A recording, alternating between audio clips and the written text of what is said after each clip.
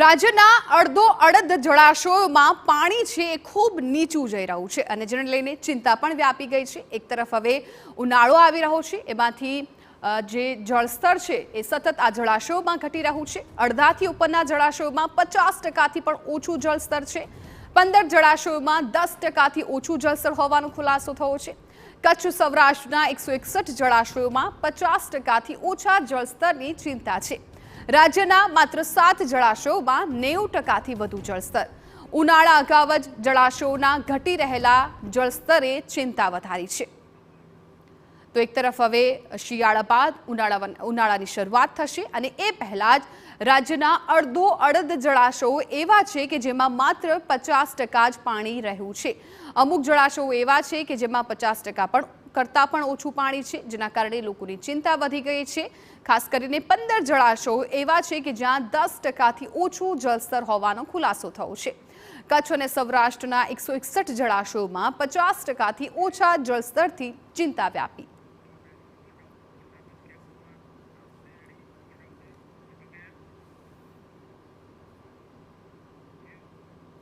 એક તરફ હવે ઉનાળાની શરૂઆત થશે ત્યારે લોકોને પાણીની સૌથી વધુ જરૂરિયાત હોય છે, ત્યારે રાજ્યના અડધો-અડધ જળાશયો એવા છે કે જેમાં 50% કરતાં પણ ઓછું પાણી છે। ઝોન મુજબ જળાશયની સ્થિતિ સ્ક્રીન પર તમે જોઈ રહ્યા છો। ઉત્તર ઝોનની વાત કરીએ તો 15 જળાશયોમાં 57.23% પાણી છે એ અત્યારે રહેલું છે।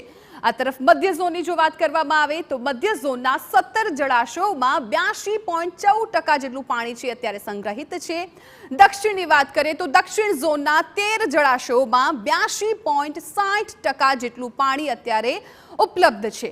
કચ્છ ઝોનની વાત કરીએ, કચ્છ ઝોનના 20 જળાશયોમાં 47.25% જેટલું પાણી છે અત્યારે સંગ્રહિત થયેલું છે।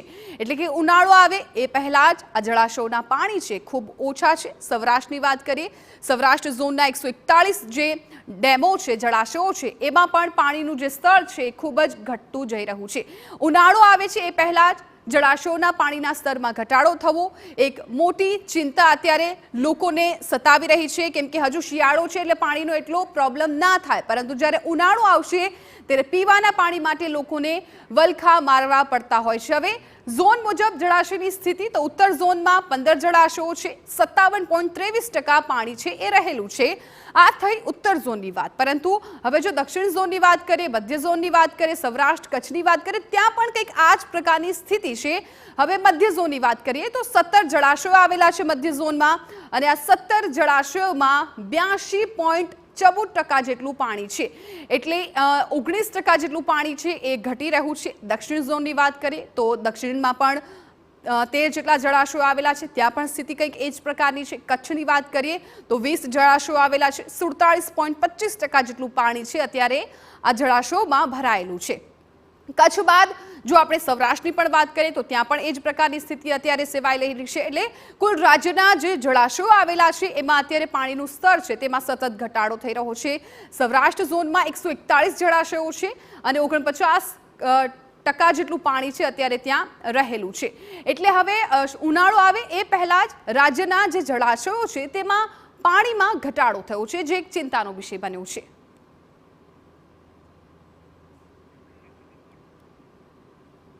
તો રાજ્યના 15 એવા ડેમ છે કે જ્યાં 50%થી ઓછું પાણી છે। રાજ્યના અન્ય ડેમ એવા પણ છે, સૌરાષ્ટ્ર કચ્છના 161 ડેમ કે જ્યાં 50%થી ઓછું પાણી છે અને આ સિવાય 7 જળાશયો એવા છે કે જ્યાં 90%થી વધુ જળસ્તર છે।